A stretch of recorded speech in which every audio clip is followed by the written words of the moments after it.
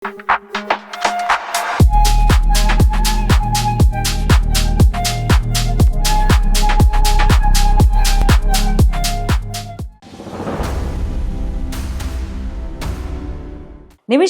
అనే భారతీయ మహిళకు యెమెన్ ప్రభుత్వం మరణశిక్ష విధించింది. తలాల్ అబ్దో అనే వ్యక్తి హత్య కేసులో కేరళకు చెందిన ఈ నర్సుకు యెమెన్ సర్కార్ మరణశిక్ష ఖరారు చేసింది. ఇంతకీ ఈ నిమిషప్రియ ఎవరు? తలాల్ అబ్దో హత్య కేసులో ఆమెకు సంబంధం ఏంటి? యెమెన్ చట్టాల ప్రకారం నెల రోజుల్లో నిమిషప్రియకు మరణశిక్ష అమలు కావాల్సి ఉంది. ఈ వివాదం పైన ఇండియన్ గవర్నమెంట్ ఏం చెబుతోంది? నిమిషప్రియ తొలిసారిగా 2011లో యెమెన్ వెళ్లారు.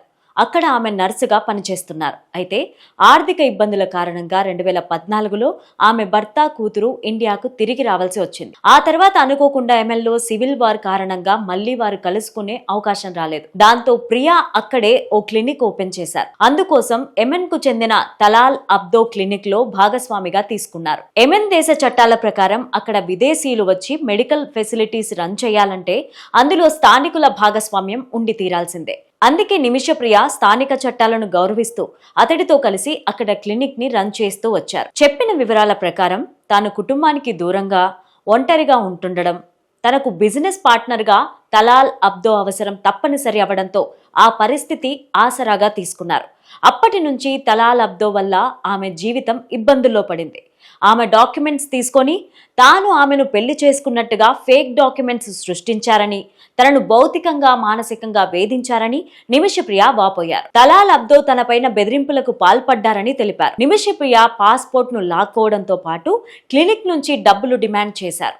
ఆమెను తన చెప్పు చేతుల్లో పెట్టుకునేందుకు డ్రగ్స్ కూడా ప్రయోగించారు. తలాల్ అబ్దో ఆగడాలు భరించలేక నిమిషప్రియ చివరకు లోకల్ పోలీసులకు ఫిర్యాదు చేశారు. తలాల్ అబ్దో పైన చర్యలు తీసుకోవాల్సిన అక్కడి పోలీసులు అలా చేయకుండా ఆమెనే అరెస్ట్ చేశారు. తలాల్ అబ్దో నుంచి పాస్పోర్ట్ తిరిగి తీసుకుని వేధింపుల నుంచి బయటపడేందుకు ప్లాన్ చేస్తున్న ఆమెకు జైల్ వార్డెన్ ఓ ఉపాయం చెప్పారు. తలాల్ అబ్దోకు మత్తుమందు ఇచ్చి ఆ తర్వాత పాస్పోర్ట్ తీసుకొని బయటపడాల్సిందిగా సలహా ఇచ్చారు.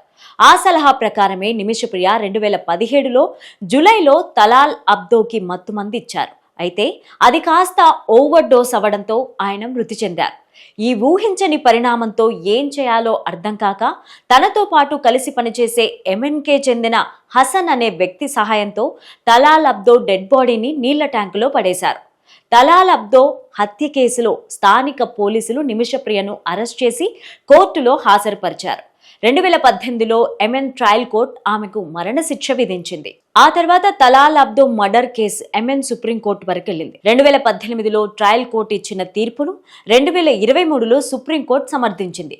తాజాగా యెమెన్ ప్రెసిడెంట్ రసద్ అల్ అలీమీ కూడా నిమిషప్రియకు మరణశిక్షను ఆమోదించే ఫైల్ పైన సంతకం చేశారు. తలాల్ అబ్దోను హత్య చేసే ఉద్దేశం నిమిషప్రియకు లేదు.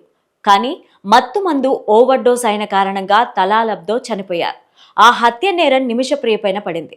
తలాల్ అబ్దోకు మత్తుమందు ఇచ్చి ఆయన నుంచి పాస్పోర్ట్ తీసుకొని ఆ కష్టాల నుంచి బయటపడదామనుకున్న నిమిషప్రియ ఈ ఊహించని ఘటనలో పీకల్లోతుల్లో కష్టాల్లో కూరుకుపోయారు. యెమెన్ చట్టాల ప్రకారం మరో నెల రోజుల్లోపే నిమిషప్రియకు మరణశిక్ష అమలు కానుంది. దీంతో నిమిషప్రియను ఈ కష్టాల నుంచి బయటపడేయాల్సిందిగా కోరుతూ ఇండియాలో ఉన్న ఆమె కుటుంబం భారత విదేశాంగ శాఖను ఆశ్రయించింది.